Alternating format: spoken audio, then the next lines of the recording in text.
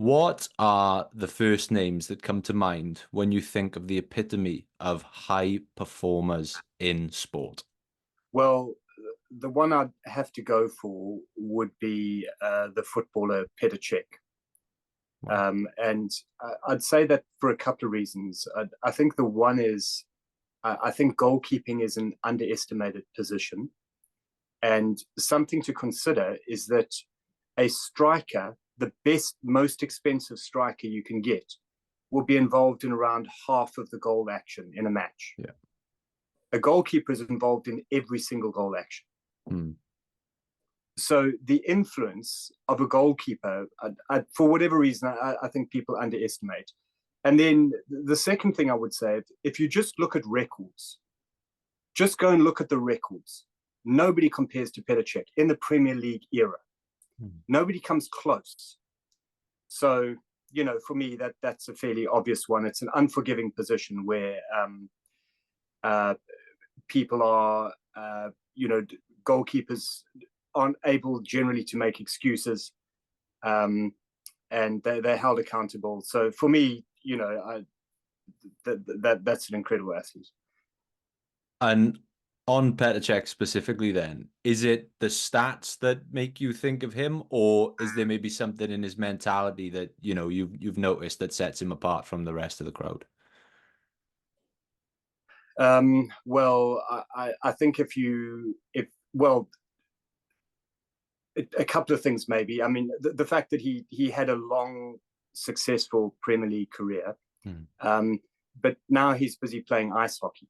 Yeah. So whatever he was doing as a footballer must have been a good methodology, because he's applied it to ice hockey and is playing at a high level of ice hockey. Yes. And in addition to that, he's a very good drummer.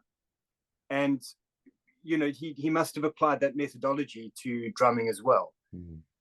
So I think from that point of view, I would say, and then also, he was a very successful football executive. That he was very successful in his role as technical director of Chelsea Football Club. So this is someone who has actually demonstrated success across a variety of environments. Yes, and it's an interesting one, the goalkeeper position, because I when I was in university, I played goalkeeper for my varsity team, certainly not at the Premier Right. League level. But Yeah. one thing I found in that position, and I've played many positions in the game, is that when you're a goalkeeper, I mean, when you're an outfield player, there's so much happening around you at all times. You've always got something to think Yeah. about. You've got the balls going past you, you're tracking a runner, you're looking for space, you're engaged in the action. But for some goalkeepers, you could be out of the game for 20 minutes at a time. Mm. And that leaves a lot of time to think, to visualize, to play out any possible scenario, to let self-doubt creep in. Would Yeah. you say that it's probably one of the hardest positions to play from a sort of mentality standpoint then?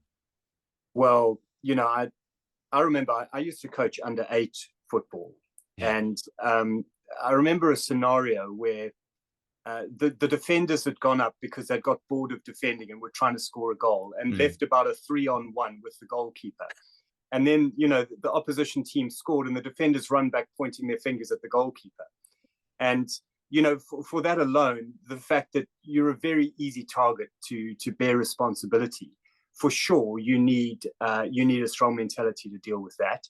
I think you see a similar level of challenge in opening batsmen, for example. Very easy to blame an opening batsman, so you've got to be particularly tough to deal with those kinds of consequences. And then, yes, as you say, the concentration demands are tremendous. Now, the interesting thing about that, and maybe a better example of this is the footballer David Luiz. So a defender, now it's not quite as extreme as a goalkeeper, but you can still be out of the game for periods of time. Yeah.